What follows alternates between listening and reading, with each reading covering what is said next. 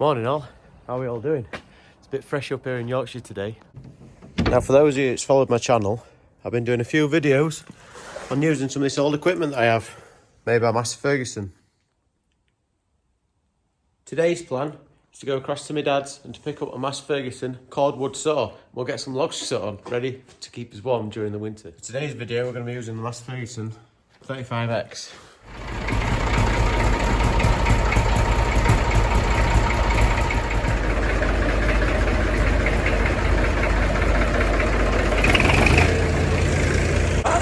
Let's take a trip to Dad's now.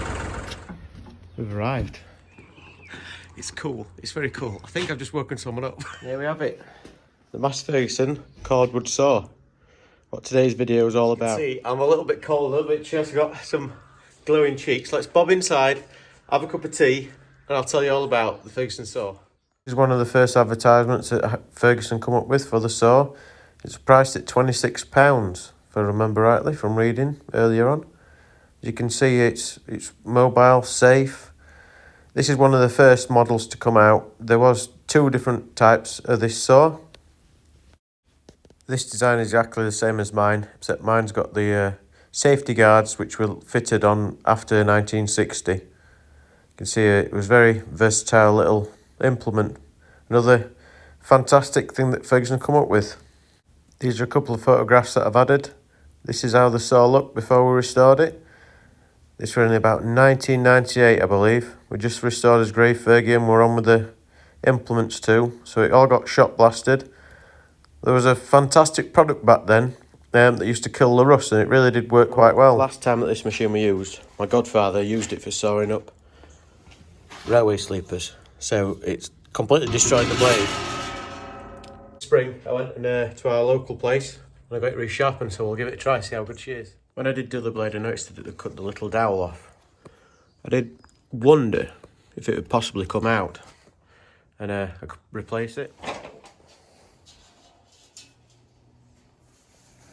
For today's video, we're just going to have to leave it as it is and hope for the best. I'll line it up, but there'll have been some reason, no doubt, for removing it. I'm not sure how successful it's going to be with it missing, but I'd say it must be good 20 or so years ago that this implement was restored. Make sure that's nice and tight. Inside the flywheel there's a little hole that balances the flywheel. I've just used that to hold it so I can give it final little tweak. The only problem with these old nuts and bolts that the thread is very fine and it does tend to pick up when you're tightening them up. So always plenty of lubrication.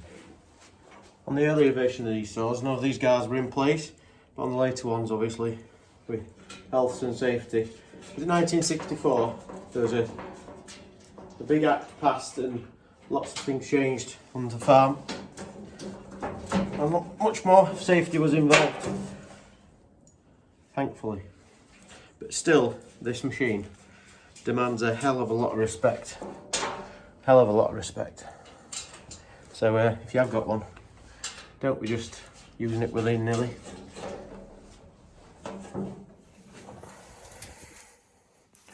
Trusty old Fergie spanner. See, they're nicely going up by finger now. It is cold. We best get the belt pulley on now. This is a later one with a guard on the end, and it's also got a guard that fastens onto this for protection. Somewhere in here, that is. Nice. Nice. See, all the way to the machine's actually resting on these bolts, so I was just hoping that the threads are all good enough to take the weight of the saw. The versatile Fergie spanner, you see. Oh.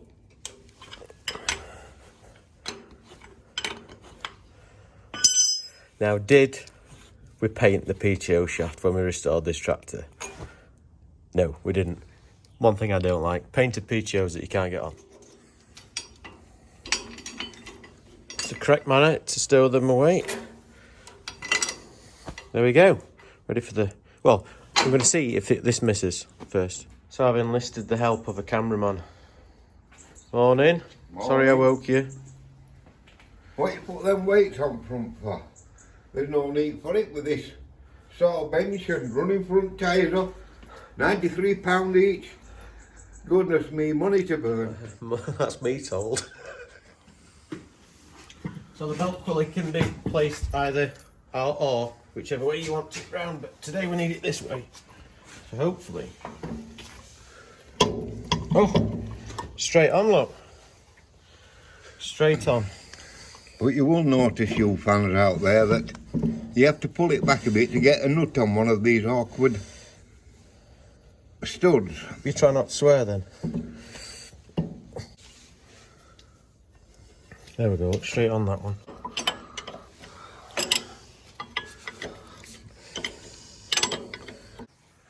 We'll give her a check, see if there's any oil in.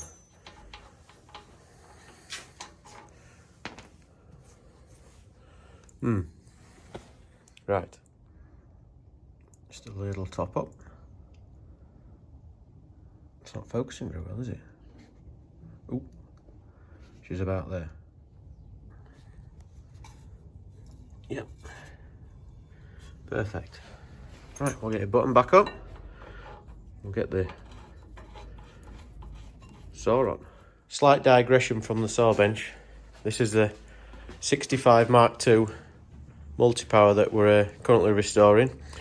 I've just bought these tyres from British Rubber down at New York this year, and I was going to do a video on fitting them. Now, I tried my level hardest. Now, I've fitted lots and lots of tyres. If anyone's familiar with the Vardestat drill, they'll know about fitting tyres. Now, I could not get these tyres on for love nor money. Now, obviously, I was not wanting to scratch them, so I was going to do a video on fitting them, but I tried all sorts. So my best advice to you, if you've got front 16-inch tyres and rims and you do not want to scratch the rim, go to your local garage.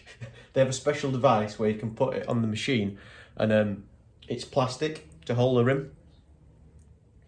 Pay them 20 quid and have them do it for you. It saves a lot of heartache. Now the back ones, hopefully I'll be able to fit them myself. This is not one of the easiest of implements to get on the tractor, is it, Dad? What's that face for?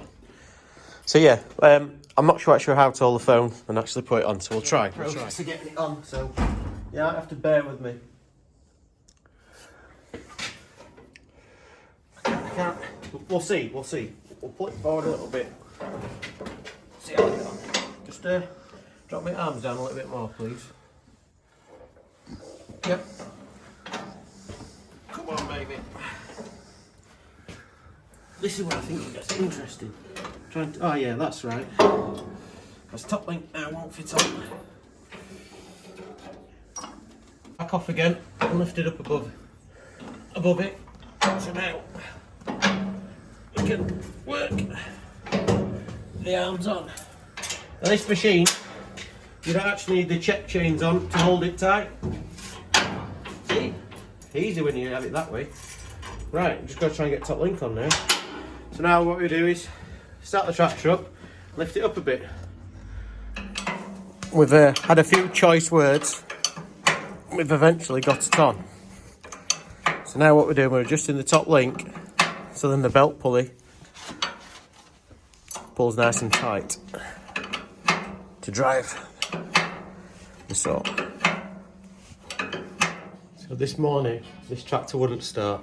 The battery was completely flat.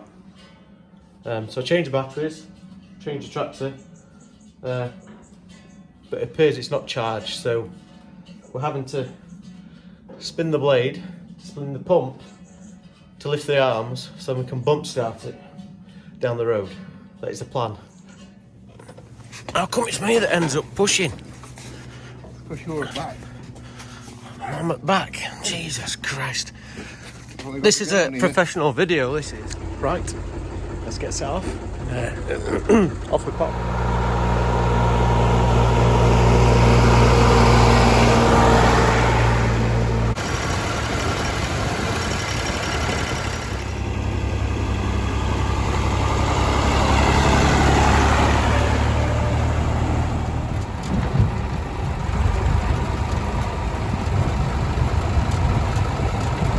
to Paul's.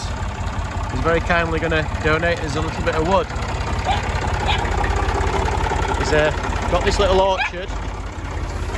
Pepper wants to see us, and he's clearing a few trees so then it lets the light into the rest of the tree. We've arrived. Let's get started, eh?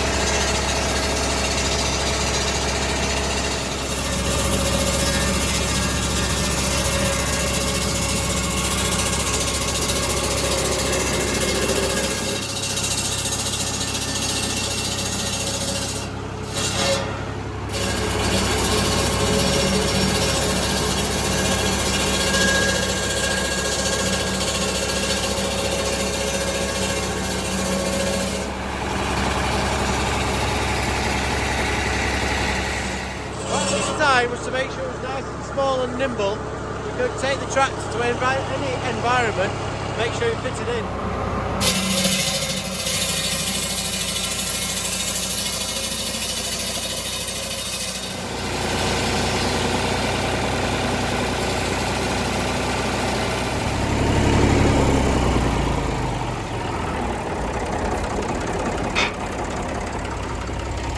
Just give it 5 minutes and make sure everything's tight.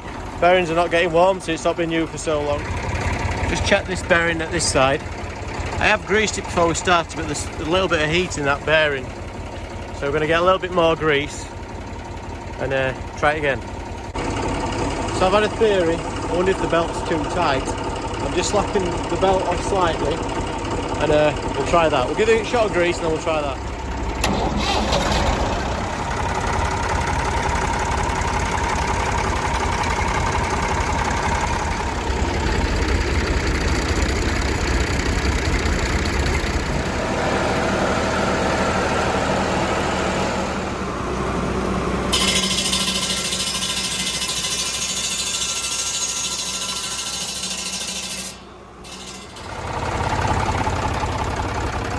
We've got loaded up now, transport box full, time to head home.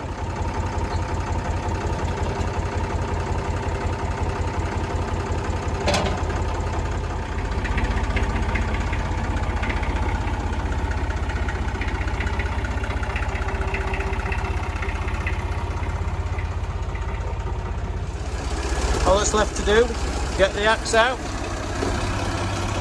get the wood cut. All that's left to do now is split it. It's always easy splitting wet wood.